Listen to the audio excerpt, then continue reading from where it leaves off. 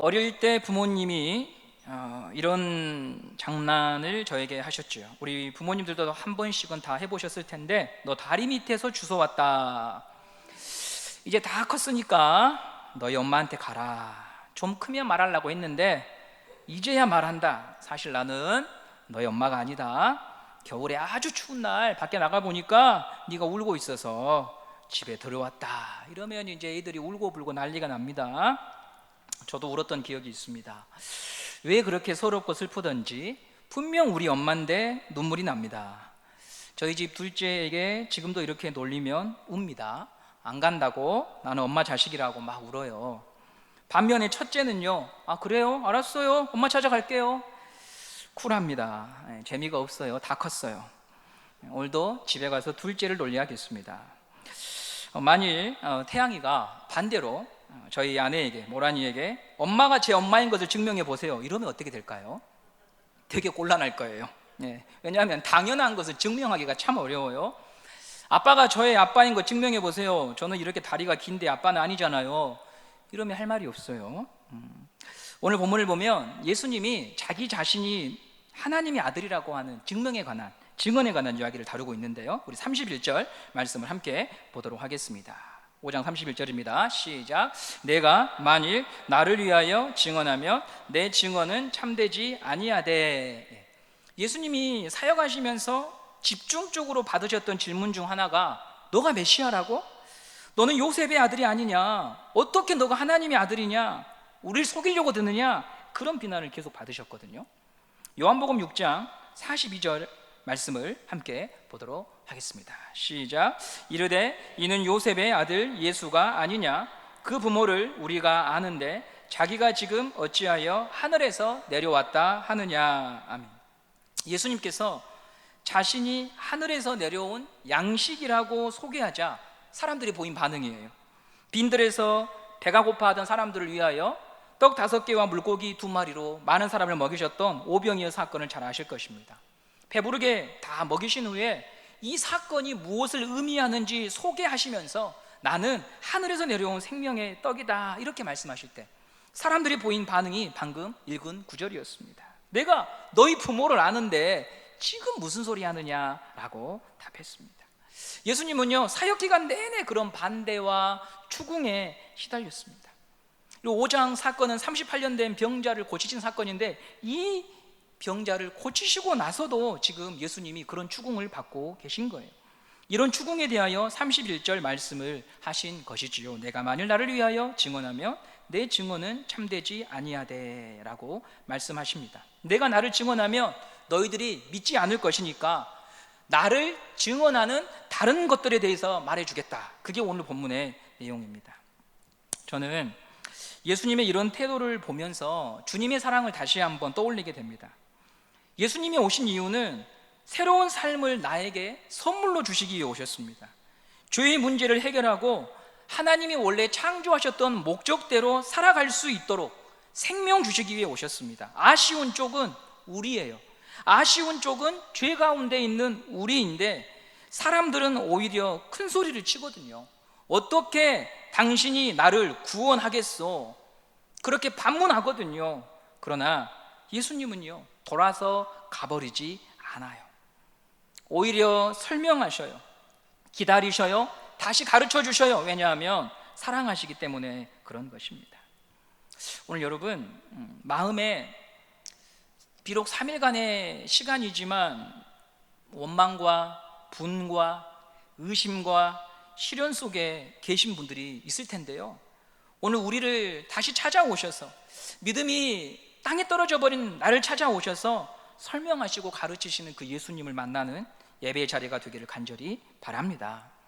사람들이 예수님을 비난하고 이렇게 추궁하고 거절했던 이유가 무엇인가 하면, 자기가 예수님에 관해서 다 알고 있다는 잘못된 믿음 때문에 그런 거예요. 내가 너희 아버지를 아는데, 너 갈릴리 사람이잖아. 내가 너희 어머니 마리아를 아는데 어떻게 너가 하나님의 아들일 수 있어? 라고 하는, 그때만이 아니라 지금도 많은 사람들은요, 예수님에 대하여, 교회에 대하여, 성경에 대하여 다 아는 것처럼 말을 합니다. 정말 그럴까요? 정말 잘 아는 사람들이 얼마나 될까요? 잘 알면 사람들은 안다고 말을 못합니다. 바르게 배우면은요, 내가 아는 것보다 모르는 것이 더 많다는 것을 알기 때문에 쉽게 말을 꺼내지 않습니다. 학생들에게 제가 이런 이야기를 들려줘요. 너희들이 남친, 여친이 생겨서 바다를 보러 갔어. 바다를 보면서 사랑을 속삭이겠지? 바다가 너무 아름답다. 근데 너는 더 아름답네? 그러면서 시간을 보내겠지? 그런데 제주도 해녀들에게 바다는 어떤 곳일까? 아름다운 곳일까? 아니다.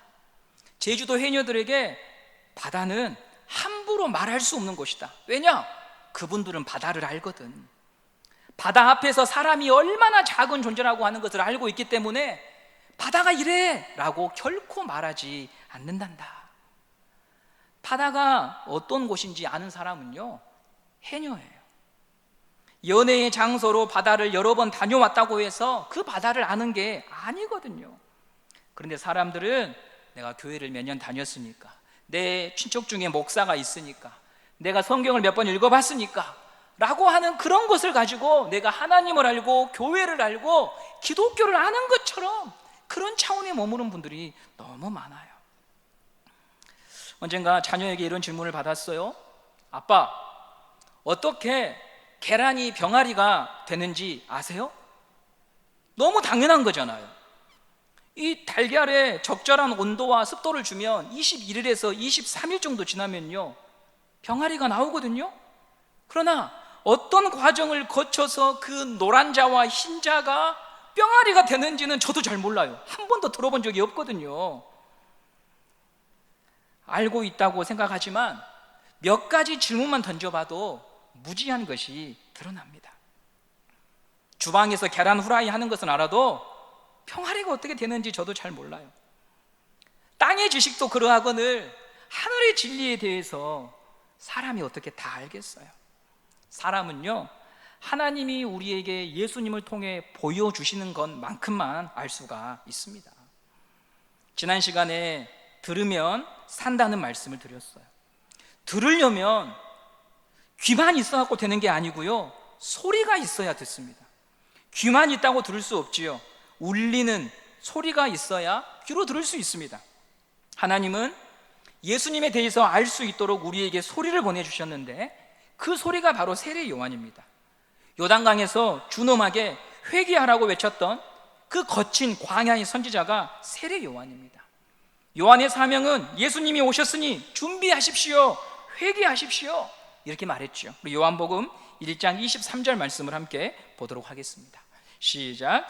이르되 나는 선지자 이사야의 말과 같이 주의 길을 곧게 하라고 광야에서 외치는 소리로라 하니라. 요한은 소리였습니다.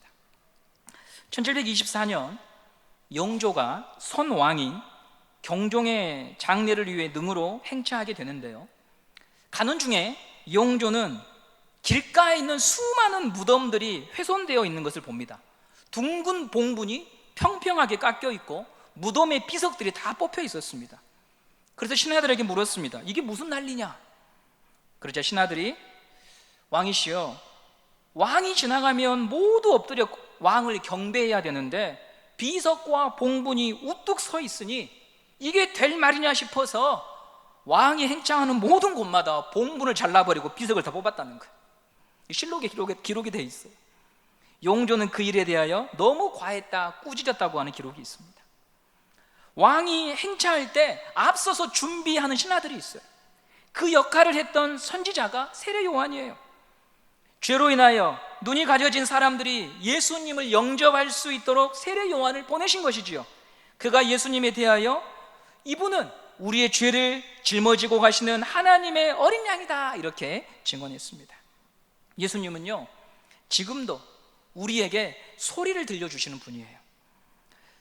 나만 여기에 이렇게 있는가, 외로운 시간을 보내고 계신 분들, 무슨 이유에서인지 하나님과 점점 멀어진 채로 겨우겨우 믿음의 한 가닥만 붙잡고 계신 분들이 있을 거예요. 그런 분들에게 주님은요, 여전히 소리를 들려주셔요. 나에게 오라, 나를 믿고 의지해라. 내가 너와 함께 있다. 회복해라. 일어나라. 다시 시작할 수 있다. 들으면 산다고 말씀하십니다. 예수님은 신앙의 맥박이 희미해져 가는 나를 잘 아시고 곳곳에 세례 요한 같은 분들을 심어 놓으셨어요. 다시 생각해 보라고. 너가 모든 것을 판단하는 자리에서 내려오고 예수님의 말씀에 귀를 기울이도록 소리를 보내십니다. 한 성도님이 이런 말씀을 하시더라고요. 어려운 시절을 보냈던 성도님이, 내 신앙은 끝났어. 나는 이제 하나님과 결별할 거야. 나는 더 이상 교회에 가지 않을 거야 하는 순간이 있었다는 거예요. 그런 날에 내가 그렇게 마음을 먹었는데 하나님께서 들려주신 음성이 있었답니다. 그 마음에 들려주신 음성은요, 신비하고 오묘한 내용이 아니에요. 잘 알고 있는 말씀인데 그 말씀이 가슴에 꽂힌 거죠. 야, 너 나 믿는다며. 근데 왜 사람 보고 실망해? 너 내 말을 듣기 위해서 교회 나왔다며. 근데 왜 내 말에 귀를 안 기울이고 사람의 말에 잡혀 있어? 너 나 때문에 여기 온 거 아니야? 나의 말에 귀를 기울여. 나의 말에 귀를 기울여. 그래야 살지.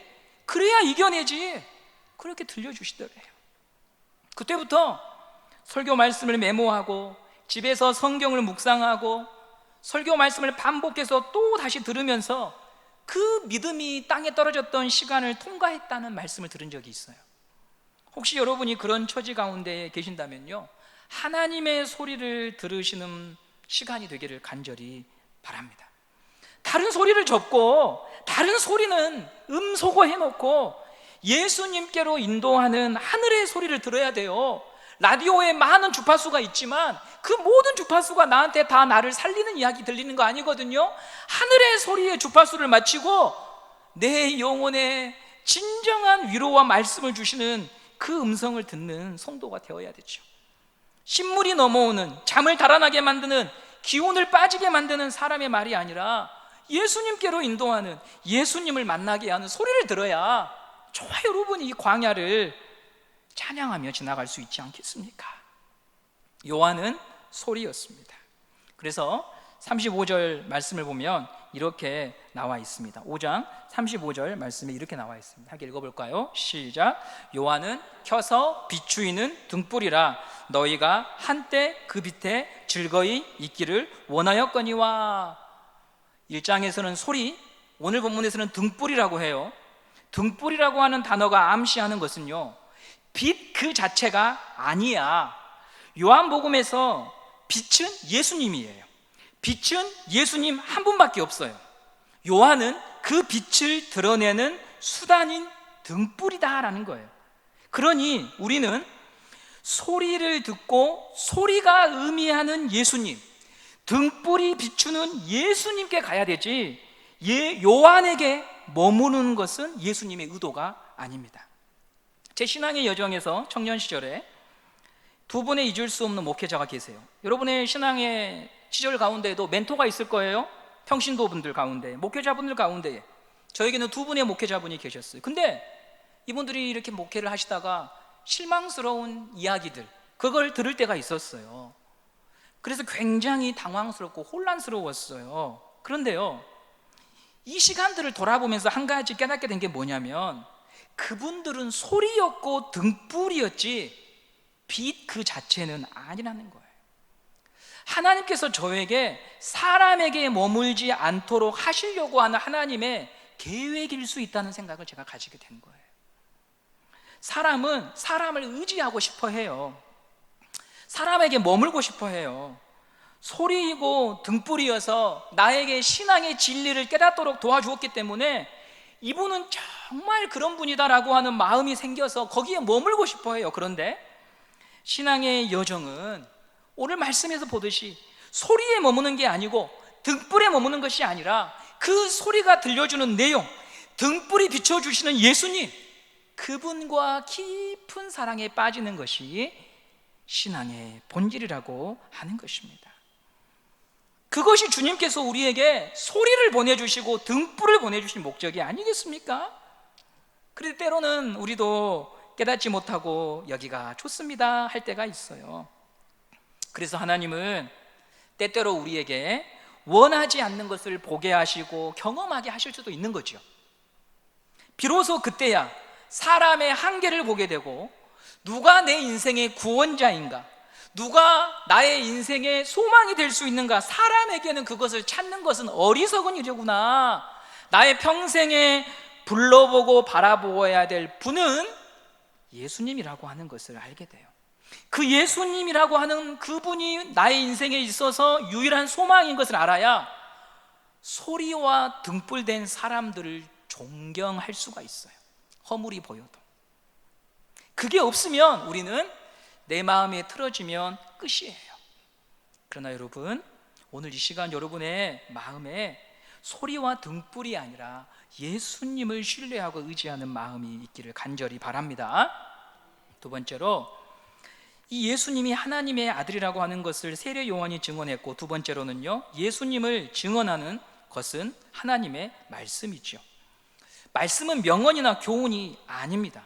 오직 한 분이신 예수님을 가리키고 있습니다. 성경 66권의 말씀이 바라보고 있는 분은 예수님입니다. 요한복음을 기록한 저자도 이 책을 기록한 목적을 이렇게 적어 놓았습니다. 이 구절은 여러분들이 밑줄을 꺼놓으면 참 좋은데요, 요한복음 20장 31절 말씀을 함께 보도록 하겠습니다. 시작. 오직 이것을 기록함은 너희로 예수께서 하나님의 아들 그리스도이심을 믿게 하려 함이요, 또 너희로 믿고 그 이름을 힘입어 생명을 얻게 하려 함이라. 아멘. 요한이요, 이 복음서를 기록한 이유를 정확히 적어 놓았어요. 예수님이 하나님의 기름 부은 너의 구원자야. 그 이름을 믿을 때 하나님의 자녀가 되고 생명의 교제를 누릴 수 있는 거야. 예수님이 하나님의 아들이야. 그것을 너희들에게 알려주고 싶어서 내가 성령의 감동 속에서 이 책을 기록했다라고 말하는 것이죠. 오늘 예수님도 이렇게 말씀하십니다. 요한복음 5장 39절을 보도록 하겠습니다. 시작. 너희가 성경에서 영생을 얻는 줄 생각하고 성경을 연구하거니와 이 성경이 곧 내게 대하여 증언하는 것이니라. 아멘. 간혹 이런 질문을 받습니다. 목사님, 우리가 왜 성경을 공부해야 됩니까? 성경은 이스라엘 백성들 이야기 아닙니까? 차라리 한국사를 공부하는 게 더 나은 거 아닙니까? 그런 질문을 할 때가 있거든요. 틀린 말은 아닌데요, 성경은 이스라엘 역사를 기록해 놓았지요. 작고 약한 민족을 택하여서 하나님은 인간이 어떤 존재인가를 보여주셔요. 성경에는 다양한 위인들이 등장해요. 아브라함, 다윗, 베드로, 바울. 그들은 한 시대의 산맥과 같은 큰 영향을 주었던 인물들입니다. 범접할 수 없는 믿음의 유산을 남겼어요. 그런데요, 성경은 이 사람들을 추앙하지 않아요. 오히려 감추고 싶은 이야기를 적나라하게 기록해 놓았어요. 잘 아시듯이 다윗이 밧세바를 범한 이야기, 베드로가 예수님의 십자가 사건 때 3번이나 예수님을 부인한 이야기를 아실 것입니다. 그런데요, 여러분, 베드로가 예수님을 부활하기 전에는 그렇게 예수님에 대하여 모르겠다고 부인했는데요, 부활하신 예수님을 보고 나서도 베드로는 실수를 하거든요. 갈라디아서 우리 말씀을 한번 보도록 하겠습니다. 갈라디아서 2장 12절 13절입니다. 시작. 야고보에게서 온 어떤 이들이 이르기 전에, 게바가, 여기서 베드로입니다. 게바가 이방인과 함께 먹다가 그들이 오매 그가 할례자들을 두려워하여 떠나 물러가매 남은 유대인들도 그와 같이 외식함으로 바나바도 그들의 외식에 유혹되었느니라. 이제 지금 교회의 어른인 베드로가요, 이방인들과 식탁의 교제를 나누고 있어요. 이 장소가 어디냐면 안디옥입니다. 국제적인 도시거든요. 안디옥 교회는 이방인과 유대인이 함께 공존합니다. 베드로는 정통 유대인으로서 복음은 이방인에게도 열려 있다고 하는 것을 유대인이었지만 믿었어요. 그래서 이방인과 식탁의 교제를 함께 나누고 있는 거예요. 함께 밥을 먹는다고 하는 것은 나는 당신을 받아들입니다, 친구로서 여깁니다, 우리 사이에게는 벽이 없습니다, 그런 의미거든요.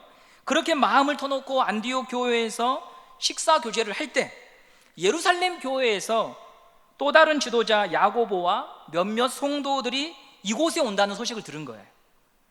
예루살렘 성도들은 아직까지도 이방인에 대해서 생각이 편협했습니다. 구원이 이방인에게도 있을 수 있을까?